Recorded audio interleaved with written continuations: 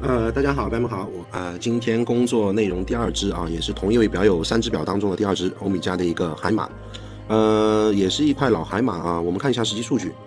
正面的偏正为0，百伏282，然后正面的一个实际位差5秒以内啊，走线稳定，没有雪花点。这只表呢，表友说是他二手购得，然后呢，他也不清楚具体机芯内部的一个情况，所以呢，待会儿打开底看啊，一起来看一下。从数据上来看的话呢，这只表有比较明显的等时误差，但是不涉及到有结构上的问题啊，走线非常干净的，也没有杂音啊，位差这个也是非常正常啊，这个毕竟是啥年代的东西啊，对吧？不可能说是完全零磨损，这是不可能啊，所以我们看一下内部的真实情况。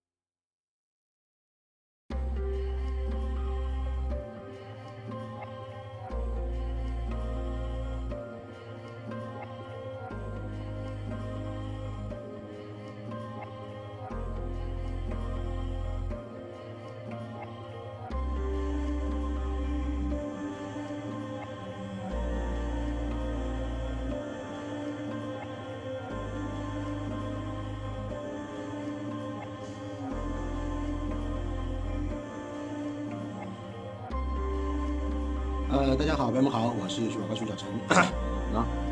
这期视频呢就是记录同款的，但是这支呢，就视频当中大家看到的这块呢是上午的那一支啊。欧米茄呢都是两块老欧。那么视频当中呢这一块呢就是欧米茄后期的一个1020基础上的一个微感机芯1022。那么这只表呢，其实主结构来说，两只表呢它的结构是相同的，但是问题来说呢，因为你一定要明白啊，就是这些呢都是80年代的一个产品。正如同我上午说的，同样是两只同年代的产品啊，就是这一块第一支做的这支呢，它的一个状态相比刚刚视频当中看到的这块1022，它的这个数据呢是要好很多很多。那么这块视频当中处理的这块1022呢，因为它整个一个保养过程当中，其实也是镜头没有记录到啊，就是因为像它的分轮呢，它的这个过银配合时间长了之后呢，它非常的紧，所以呢，在拨针的过程当中呢，有这种比较明显的一个打齿感啊，因为它带不动，就是跨轮它带不动它。那么呢，处理方法呢，其实也非常简单，就是重新去润滑。当然，因为这个呢是需要双手来进行操作，所以说呢就没有进行记录。但是呢，这个也并不是什么很复杂的工艺啊，就是让它稍微松一点，所以它离合轮在带动跨轮，跨轮在带动分轮的过程当中呢，它就松了。所以呢，这只表呢，它的拨针的问题呢就解决了。然后星期盘不正的这个问题呢也是一样。这个呢，但是这一支1022就这两只表呢都存在着星期盘的不同。那么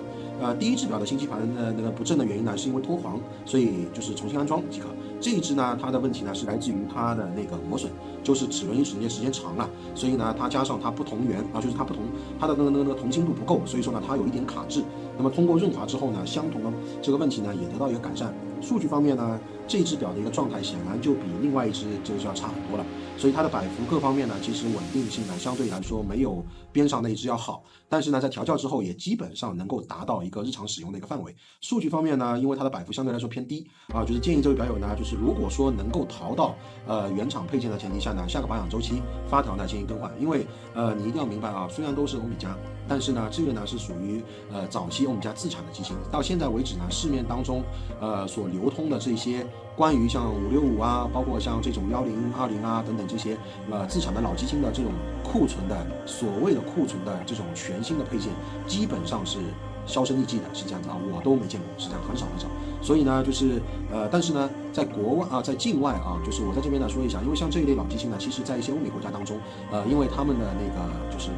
概念不同，包括他们的那种就是那个维修理念不同。所以呢，在一些相对像一些欧美国家当中，这一类老机芯的这种库存配件其实还是挺多的，但在我们国内呢，可能就没有那么多。所以呢，如果说有机会的情况下去境外的话，也不妨可以去对于像就是你如果说自己手上有一些老机芯啊，在国内如果说找不到配件的话，你也不妨可以在一些在境外的话去那些钟表店啊，或者说是一些中古店啊去淘啊，可能淘得到的，是这样子的，好吧？别的呢就没有什么了，常规的一次保养，然后。这位先生呢，还有一只，只能说因为今天时间有点晚了啊，确实也有点疲惫了。明天呢，处理他的第3只啊，这位先生的3只表就全部处理完成了。感谢您的观看，有问题私信方式联系，谢谢大家，拜拜。